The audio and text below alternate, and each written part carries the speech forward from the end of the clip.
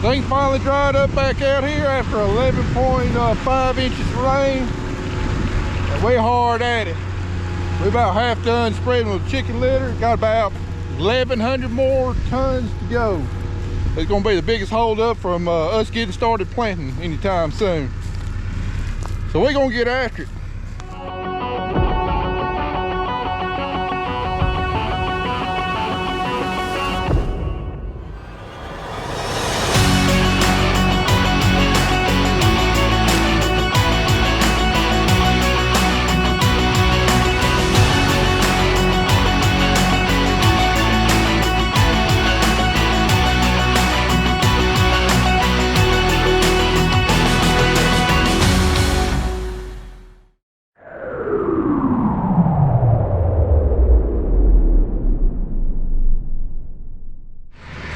For all the content creators out there, or the future content creators out there, I want y'all to know a little something I found out about the products we use to film.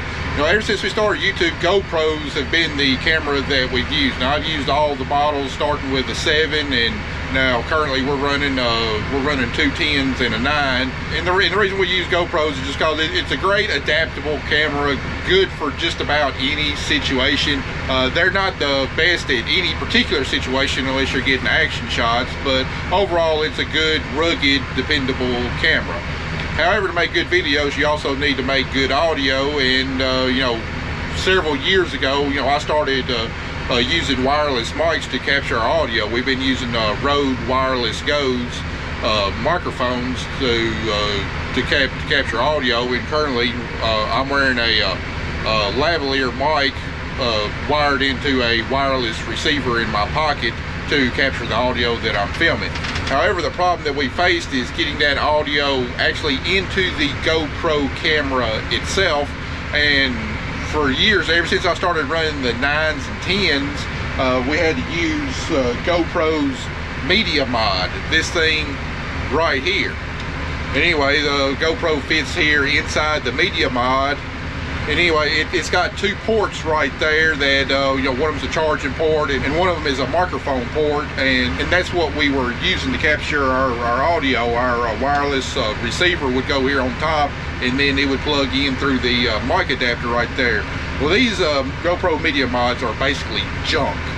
I mean, at best I would get maybe 6, 7, 8 months out of them before I'd have to replace them. And what happens is the microphone port wears out. You know, it's got a built-in microphone right here, but this microphone's really not very good, and it's either directional, frontwards or backwards, and if you depend strictly on this microphone to record, you're not going to get very good audio out of it. But anyway, you know, these ports would wear out, and these things are 80 bucks a piece. You know, they're not cheap, and only get like, you know, 6 months out of them. But I didn't know that there was any other options. But anyway, a couple months ago I found a GoPro case made by Small Rig that the GoPro fits into it, and then it's got a separate compartment below that you can put a GoPro microphone adapter in there, and then it plugs in directly to the camera. And the great thing about this case is that if you want to access your battery or your SD card to take the camera out, you don't have to unscrew the thumb screw and open the case up to get it out. All you got to do is pop open the back of the case, and the camera slides out, and your SD card and everything is available right there. Also, something else, we don't have a problem with the glitches on our GoPros anymore. A lot of times when we have our cameras in here and then we were charging our cameras through this other port, the GoPro would freeze up. You'd have to do a reset. Also, it would tend to switch between your wireless mic and also these microphones if you changed camera modes on the screen. So you were recording and you're recording audio, but sometimes if you were like switching between like slow motion or time lapse and regular recording, you would get audio out of these mics, which is crap, which is, you know, which is why sometimes I've had you know, things up on the screen showing, you know, I had problems with my mic. So anyway, I've been using this Small Rig case and mic adapter for a month and a half, 2 months now, and it has just been absolutely wonderful. Our GoPros don't glitch anymore. We can charge them. We can charge them up without having to reset them. You change between modes. It stays on your wireless mic for your input. And you know, for any of y'all that are running GoPros and are sick of these GoPro media mods, I highly recommend buying them, because you can buy the case itself for, I think, $40. And you know, there's nothing to go wrong with the case. There's no electronics in it. And then you can buy the microphone adapter for, I think, like $50. So $90 right there. No problems, no issues. The mic adapter is not going to go bad, and not going to have to keep on investing, you know, $80 every 6 months in these media mods. So if I can find it in the affiliate program, there'll be a link right here in the box of these products. So just go ahead and click on it, and you can purchase yours at the affiliate store. And we progress about as quickly as we possibly can on field work this spring, but being out for the last week is really putting a hurt on us. You know, ideally, right now, I'd like to be hooking up to my planter, and as soon as the temperature's warmed up, be going to put some soybeans in the ground. But that's definitely a little ways off, unfortunately. Like I said, we got about 1,100 more tons of litter to spread. That's going to be probably at least 3 hard days there. We still got a little bit of dry fertilizer to spread. We still got a little bit of dirt work to do, so we got to get all that done before we can think about planting. But right now it's April 10th, and we're planting by April 20th. That's going to be an absolute best case scenario. If we have any more rainouts, there's a chance of rain today, so if we have any more rainouts, it's just going to keep on pushing that planting window back even farther. Not the end of the world. You know, we've had spring from late start to pour, and crops done just fine. But as always, I'd rather be early than late. But we're still going to be in a lot better shape than a lot of other people, especially those guys around here that get a lot of plowing before the rain. I mean, they're going to have massive problems in the field to fix for erosion. You know, all the guys that planted something before the rain, there's going to be a lot of decisions have to be made about possibly replanting, either replanting it all, or even worse, just getting there and spot planting it. There's guys that's got bottom ground. I'm sure they got levees, roads. I mean, they're going to need to do a whole lot more dirt work than we ever think about doing. So overall, it's not exactly the spring I was hoping for. What we've been dealt with, and overall, I mean, we're sitting pretty good. We're definitely a lot better off than quite a few farmers in the surrounding area. But that doesn't mean that there's not going to be a bunch of late nights in store for us in the coming week or two. Well, crap! I just blew a freaking hydraulic hose on the loader here. God bless it. Just didn't slow down when I didn't need to. Yep, this hose right there. At least it's easy to get to. Alright, $70 and 45 minutes later, we are back in action.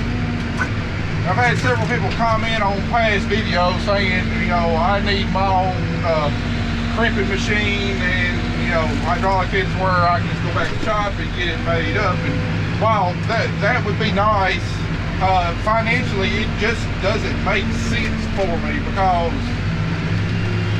all of the different types of fittings I would have to have, the different sizes of hose. You know, I'd have to have 3/8 inch hose, half-inch hose, 5/8 inch hose, and then all the various fittings and everything, plus the crimping machine. I mean, these the hose ain't too terribly expensive, but the fittings are just astronomical. That's what costs so much on getting the hose replaced, and just the amount of inventory that I would have to have on hand to cover most situations would just not be, you know, economically feasible. And yeah, I could carry some of the more popular style fittings and everything that are most commonly used, but you know, each hydraulic hose has got has got an end on it, and very rarely does it have the same type of end on both ends. So what I'd probably find myself in the situation of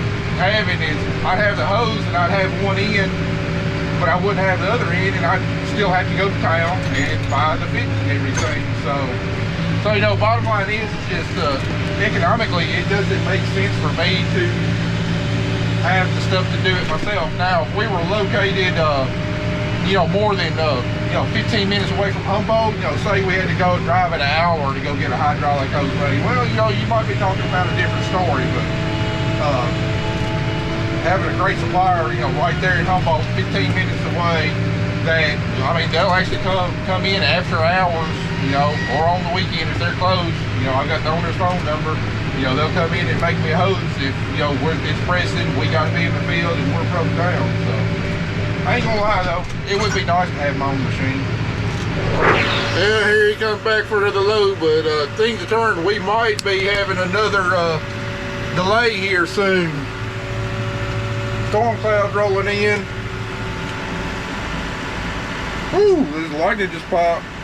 And that is not what I want to say is more rain. Looks like the worst of it's going to go south of us. There's like a 40% chance of rain today. I was hoping we was going to be in the 60% part though.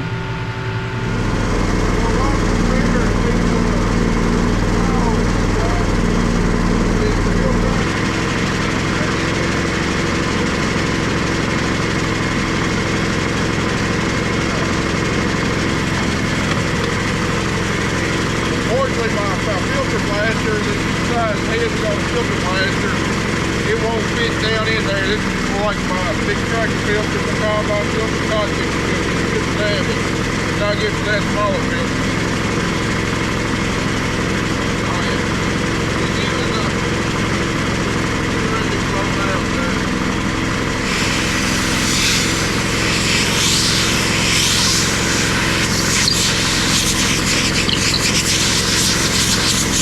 We're going to go ahead and blow out our radiator too. She started getting pretty caked up. Fortunately, because of this motor frame, you know, our hydraulic cooler and our air conditioner evaporator or condenser, they can only slide out so far. We can get in there and blow the good majority of it out. We got ourselves a nice clean radiator, and I know there's a couple guys on here that watch our channel that used to work for manufacturers that made filters. Can you tell me why some of these air filters have either like a plastic like this one or a metal covering that covers up half the air filter? What exactly is the purpose of that? So if y'all know the answer, please leave it in the comments below. I've just always been real curious about that. Some air filters got it, others don't.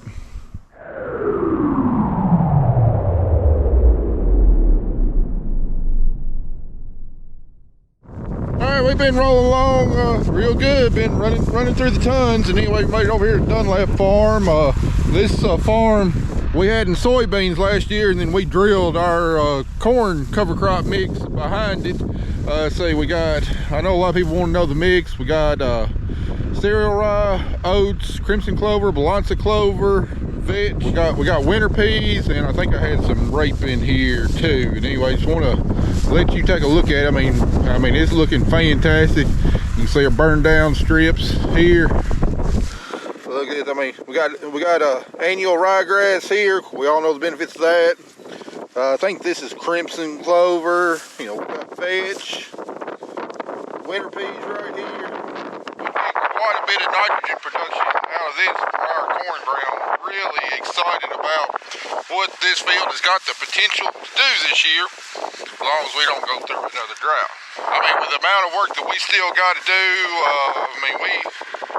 we're probably still looking at least a week and a half before we'll have a chance to plant, and that doesn't account for any kind of rainouts we might have too.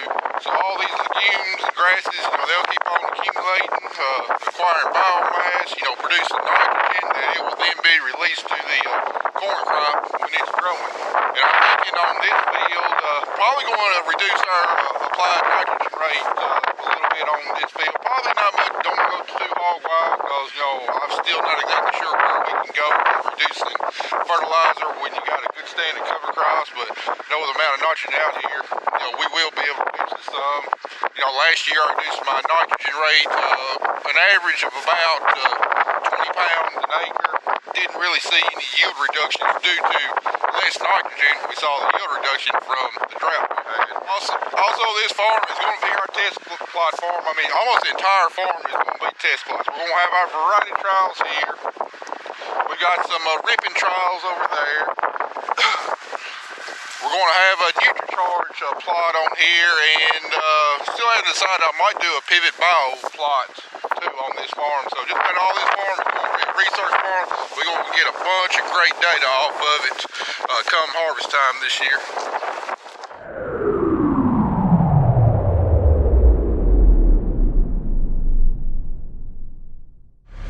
All right, we're knocking the piles out. We got a little bit of probably 25-30 tons here left over from whenever we were spreading wheat ground. So Andy's hauling it over here to Pete's farm and another farm, and just wanted to step out here and show you what our wheat looks like.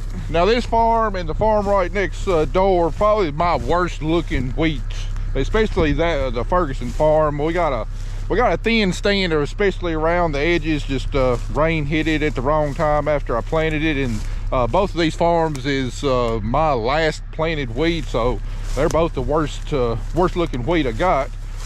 Keeley farm definitely looks a lot better than the Ferguson farm, but I mean, for some late planted wheat, it looks pretty dang good. I'm pretty pleased with it, and we're going to see some heads popping out here real soon. In my early planted wheat, if you remember, we had basically two different planting windows on our wheat. In my early planted wheat, I mean, it looks really good right now. It's a little bit farther along than this, but overall, looking at it, it's definitely a little bit thinner, not as many tillers as my early planted wheat, but I still think there's, if everything goes right, I mean, there's solid, 85 bushel potential out here, maybe a little bit more. Everything depends on the weather we get during grain field, especially during May. We get a bunch of hot temperatures in May. Yields are going to be down. Wheat doesn't like those hot temperatures, especially when it's adding on weight. It speeds up the maturity and everything. If we, basically if we have ideal cotton planting weather, we're probably not going to have top wheat yields. However, if we have poor cotton planting weather, there's a good chance we're going to have really good wheat yields. It's kind of a catch-22 whenever it comes to wheat.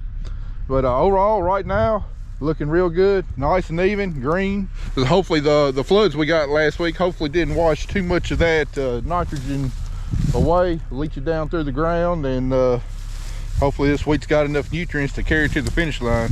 Looking at some of these early heads of wheat, I'm counting the number of spikelets on it. Each spikelet typically contains 3 seeds on there. Sometimes if the weather's right, we can get 4 seeds, but normal year, we get around 15 spikelets per head, and that's giving us somewhere between 80-90 bushels per acre. This head right here has got 18 spikelets on it, so I know. So if we got bigger head size, it can kind of compensate for maybe not having quite as many tillers out here as we want, and who knows, everything lines up right. I mean it could potentially be 90-100 bushel wheat, but it's way too early to start predicting wheat yield. There's still a long ways to the finish line.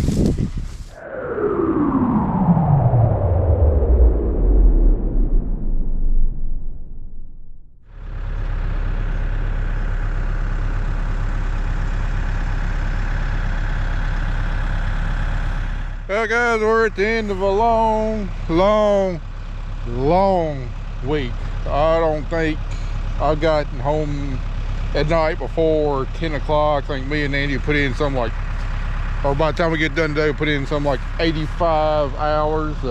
Gave Andy the choice when we started spreading litter, like, we can work late every night and take off Sunday, or we can work Sunday. He chose to work late every night. I was just fine with that. I just soon go to church myself tomorrow. So anyway, we've been putting the hours, and we made a huge dent on the litter. I think after we get done today, 2 more days to get it all done, but I'm not going to bore y'all with that. I think this is like the 3rd or 4th video I've actually had litter spreading in it, so I know y'all probably getting tired of seeing all that. Next video is not going to be planting yet. We still got some more field prep to do before we hook up the planter, put some seed in the ground. Let me tell you, we're not that far off. We're getting pretty dang close.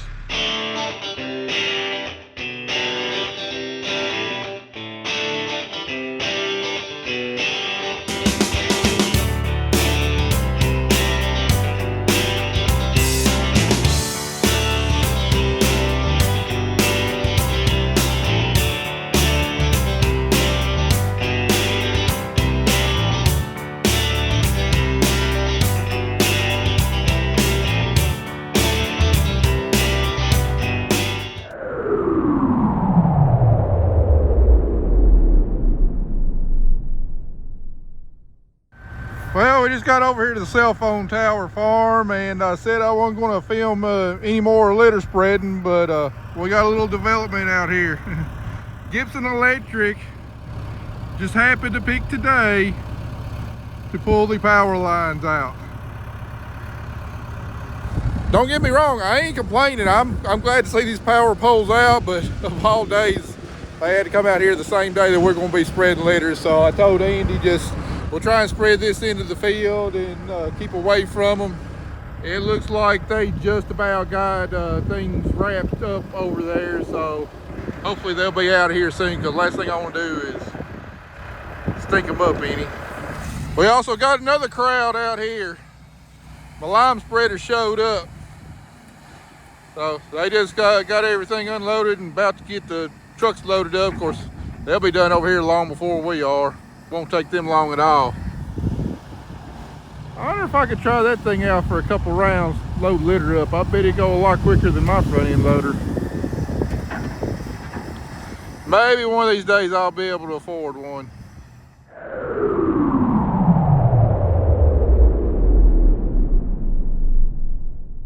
But this happened this evening. We got a patch of cleared ground that was cleared not this winter but last winter, whatever, and apparently there was a stump hole there, and Andy just driving through it, I mean, that sucker just sank.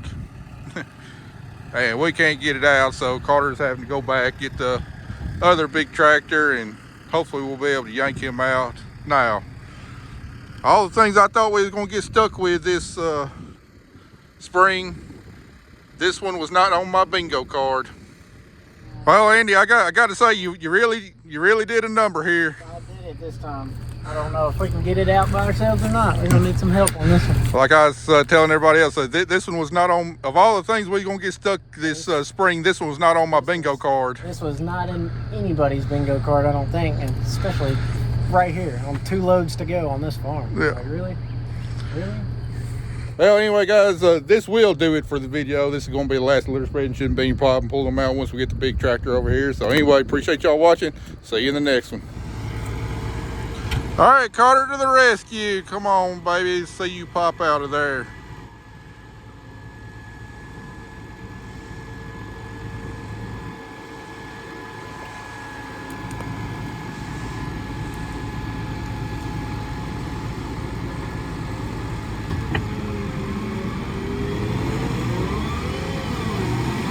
Uh-oh, come on, come on, woo!